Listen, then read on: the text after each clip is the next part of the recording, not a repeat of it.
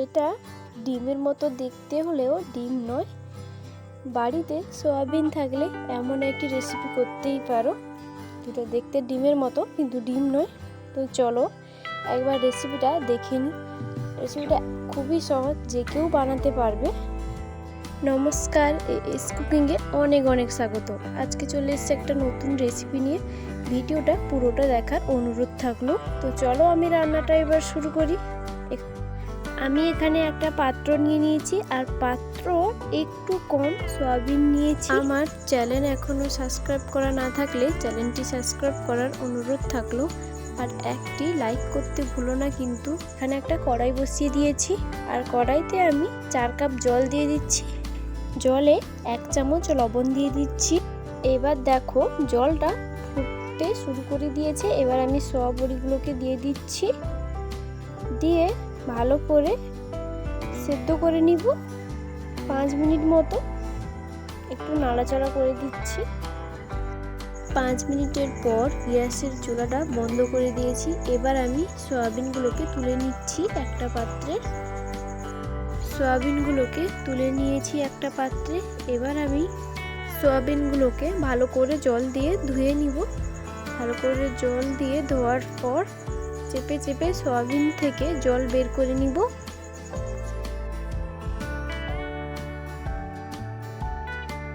সবগুলো সয়াবিনের জল বের করে নিয়েছি। এবার আমি একটা মিক্সিতে দিয়ে ভালো করে পেস্ট করে নিচ্ছি। এই যে আমার পেস্ট করা হয়ে গেছে। এবার আমি একটা পাত্রে ঢেলে নিচ্ছি সয়াবিনটাকে।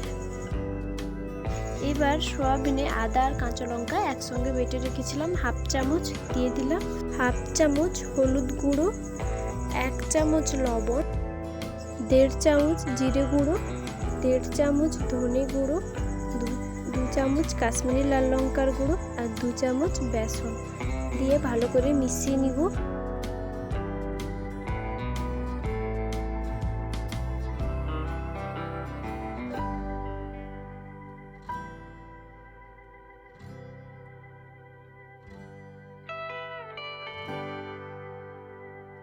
ভালো করে মেশানো হয়ে গেছে। এবার সয়াবিনগুলোকে একটা শেপ করে দিচ্ছি। তোমরা তোমাদের ইচ্ছে মতো করতে পারো। আমি এভাবে গোল গোল করে দিচ্ছি।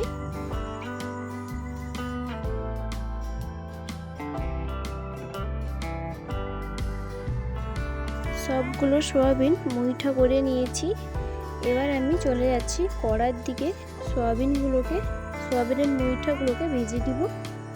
কড়াইতে তেল দিয়ে দিচ্ছি, সর্ষে তেল। তোমরা চাইলে সাদা তেলে করতে পারো। তেল গরম হয়ে গেছে। এবার আমি একটু সময় নিয়ে ভেজে নিব তেলে। সয়াবিনের মুইঠাগুলোকে এরকম লাল লাল কালার করে ভেজে নিতে হবে।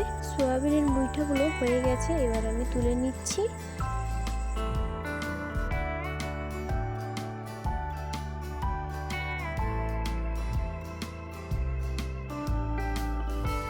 সয়াবিনের মুইঠাগুলোকে ভালো করে লাল লাল করে সবগুলোকে ভেজে নিব।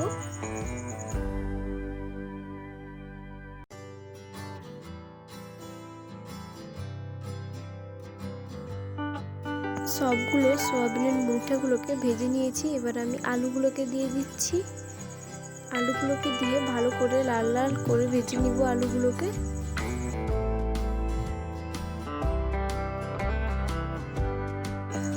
আলুগুলো ভাজা হয়ে গেছে। এবার আমি আলুগুলোকে তুলে নিচ্ছি। এবার আমি ওই তেলে একটি শুকনো লঙ্কা দিয়ে দিচ্ছি, আর একটি তেজপাতাকে ছিঁড়ে দিয়ে দিচ্ছি, 3টে লবঙ্গ, আর 2টি এলাচ, আর একটা দারচিনি, গোটা জিরে দিয়ে দিচ্ছি সামান্য। দিয়ে 1 মিনিট মতো নাড়াচাড়া করে নিব। 1 মিনিট মতো নাড়াচাড়া করার পর 1/2 চামচ আদা দিয়ে দিচ্ছি। আদা আর কাঁচা লঙ্কা বাটা দিয়ে ভালো করে নাড়াচাড়া করে নিব। আদার একটা কাঁচা গন্ধ থাকে, তো একটু নাড়াচাড়া করে নিব। 1 চিমটে মতো হিং দিয়েছি। নিরামিষ তরকারিতে হিংটা দিলে খেতে ভালো লাগে। হিংটাকে দিয়ে একটু নাড়াচাড়া করে নিব। এবার একটা টমেটো কুচি দিয়ে দিচ্ছি। একটা বড় সাইজের টমেটোকে ছোট ছোট করে কেটেছিলাম, দিয়ে দিলাম। টমেটোতে 1/2 চামচ লবণ দিচ্ছি, যাতে টমেটোটা তাড়াতাড়ি গলে যায়, আর লবণটা দিলে তাড়াতাড়ি গলে যাবে টমেটোটা।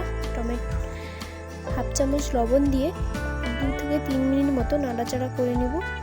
আর খুন্তির সাহায্যে টমেটোটাকে একটু ভেঙে ভেঙে দিব, যাতে টমেটোটা তাড়াতাড়ি নরম হয়ে যায়। তো নরম হয়ে গেছে টমেটোটা। এবার আমি একটু জল দিয়ে দিচ্ছি 4 চামচ মতো। জলটা দিয়ে একটু নাড়াচাড়া করে নিব। এবার গুঁড়ো মশলাগুলো দিয়ে দিচ্ছি।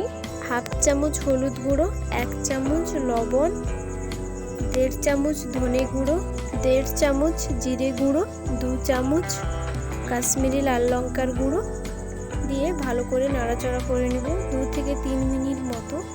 গুঁড়ো মশলাগুলো যাতে ভালো করে মিশে যায়। মশলা থেকে তেল ছেড়ে দিয়েছে, একটু নাড়াচাড়া করে নেব 1 মিনিট দিয়ে। আলুগুলোকে দিয়ে দিচ্ছি, ভেজে রাখা আলুগুলোকে দিয়ে 2 থেকে 3 মিনিট মতো নাড়াচাড়া করে নিব। এবার আমি 2 কাপ মতো জল দিয়ে দিচ্ছি। জলটা দিয়ে একটু নাড়াচাড়া করে নিব। হালকা আঁচে 10 মিনিট ঢাকনা দিয়ে রেখে দিব আলুগুলোকে সেদ্ধ হওয়ার জন্য। 10 মিনিটের পর ফিরে আলুগুলো একেবারে সেদ্ধ হয়ে গেছে। এবার আমি সয়াবিনের মুইঠোগুলো ভেজে রেখেছিলাম ঝোলে দিয়ে দিচ্ছি। মুইঠোগুলোকে দিয়ে একটু নাড়াচাড়া করে নিব। 2 থেকে 3 মিনিট মতো লো হিটে ফুটিয়ে নিব। এবার হাফ চামচ গরম মশলা দিয়ে দিচ্ছি আর 1 চামচ ঘি দিয়ে দিচ্ছি, দিয়ে ভালো করে নাড়াচাড়া করে নিব। এবার 5 মিনিট রেস্টে রেখে দিব ঢাকনা দিয়ে। আমার এই রেসিপিটা কেমন লাগলো অবশ্যই জানাবে কমেন্টে।